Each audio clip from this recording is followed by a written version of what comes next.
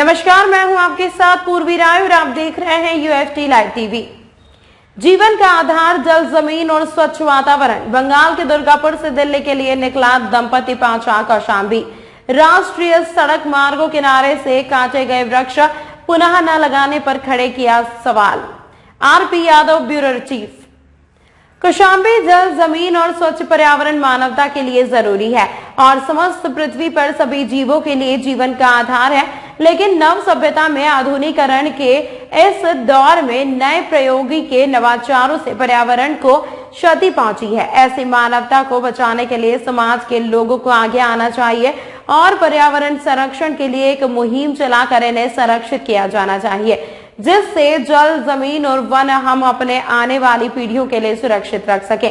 पश्चिम बंगाल दुर्गापुर जिले से निकले दंपति शुभो चक्रवर्ती और पत्नी रोमा चक्रवर्ती आज कौशाम्बी जिले में पहुंचा। इस दौरान इन्होंने अपने उद्देश्य को बताते हुए कहा कि वह अपने इस उद्देश्य का एक मांग पत्र देश के राष्ट्रपति और प्रधानमंत्री को पहुंचाना चाहते हैं।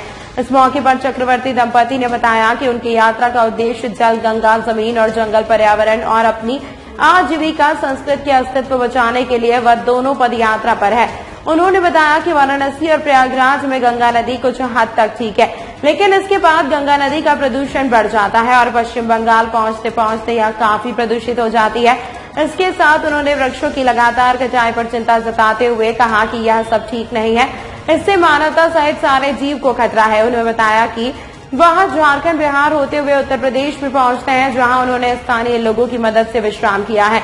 उन्हें अभी तक हर जगह आतिथ्य मिला है, कहीं पर उन्हें होटल या सराय में नहीं ठहरना पड़ा, जो दिखाता है कि इस और हमें हमारे देश के लोगों में काफी जागरूकता है। इस दौरान उन्होंने सड़कों के बनने के साथ ही इनके किनारे पर बने हुए पेड़ों के काटे जाने पर चिंता जताई।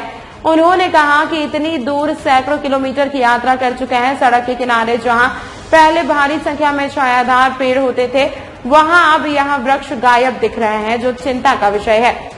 उन्होंने इस और स्थानीय प्रशासनिक अधिकारियों और सरकारों का ध्यान आकृष्ट कराया है।